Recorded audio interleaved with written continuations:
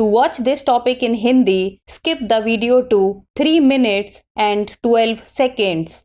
Hello and welcome to another episode of Legal Update. The topic of discussion is tobacco usage among school kids. Why in news? Recently, in the case of Onistaraja versus the state of Tamil Nadu and others, the Madras High Court has involved the Health Ministry, School Education Department, and Tamil Nadu's Food Safety Commissioner in a case on Cool Lip tobacco.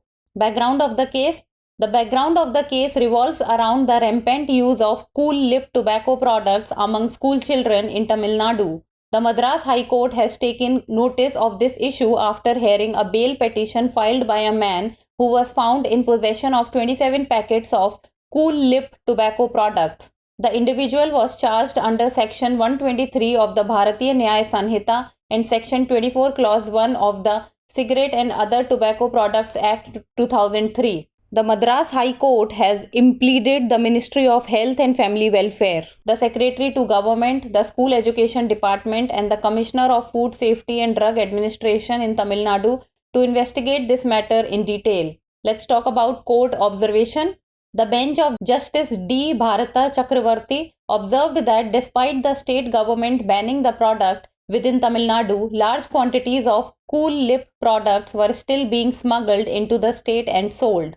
The court expressed concern about the increasing use of these tobacco products by school children, noting that it could lead to further substance abuse such as ganja and other narcotics. Cigarette and Other Tobacco Products Act of 2003. This is an Indian law enacted to regulate the production, supply and distribution of cigarettes and other tobacco products. The key provisions include the prohibition of smoking in public places, a ban on the advertising of tobacco products, and mandatory display of health warnings on tobacco product packaging. Section 24 of this Act provides for the punishment for sale of cigarettes or any other tobacco products in certain places or to persons below the age of 18 years. The Act aims to reduce tobacco consumption and minimize its harmful effects on public health.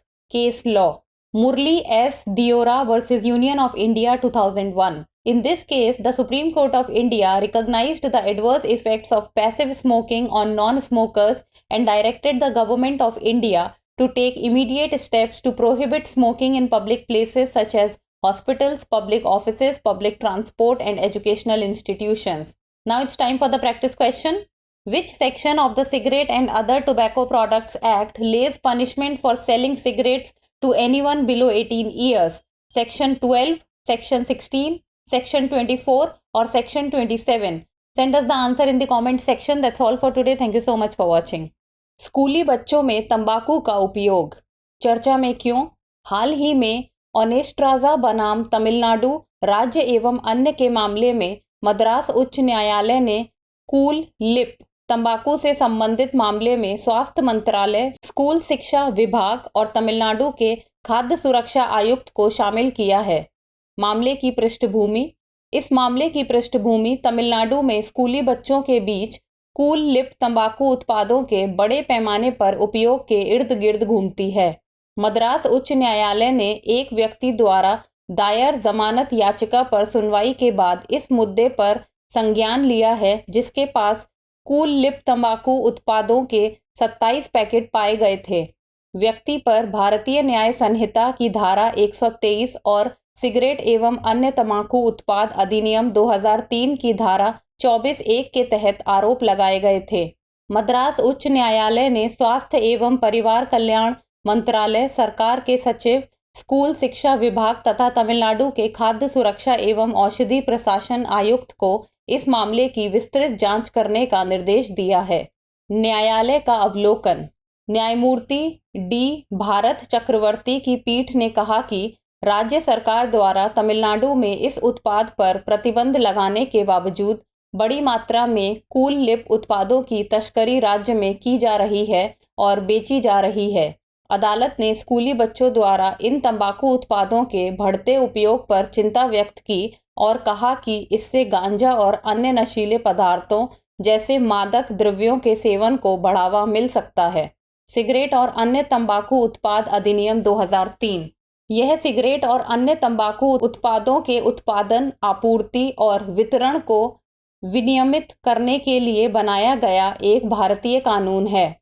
प्रमुख प्रावधानों में सार्वजनिक स्थानों पर धूम्रपान पर प्रतिबंध, तंबाकू उत्पादों के विज्ञापन पर प्रतिबंध तथा तंबाकू उत्पाद पैकेजिंग पर स्वास्थ्य चेतावनी का अनिवार्य प्रदर्शन शामिल है। धारा 24 में कुछ स्थानों पर अथवा 18 वर्ष से कम आयु के व्यक्तियों को सिगरेट या अन्य तंबाकू उत्पाद बेचने पर दंड का प्रावधान है। इस अधिनियम का उद्देश्य तंबाकू की उपयोग को कम करना और सार्वजनिक स्वास्थ्य पर इसके हानिकारक प्रभावों को कम करना है।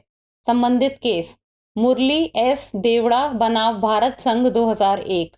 इस मामले में भारत के सर्वोच्च न्यायालय ने धूम्रपान न करने वालों पर निष्क्रिय धूम्रपान के प्रतिकूल प्रभावों को मान्यता दी और भारत सरकार को अस्पतालों, सार्वजनिक कार्यालयों, सार्वजनिक परिवहन और शैक्षणिक संस्थानों जैसे सार्वजनिक स्थानों पर धूम्रपान पर प्रतिबंध लगाने के लिए तत्काल कदम उठाने का निर्देश दिया।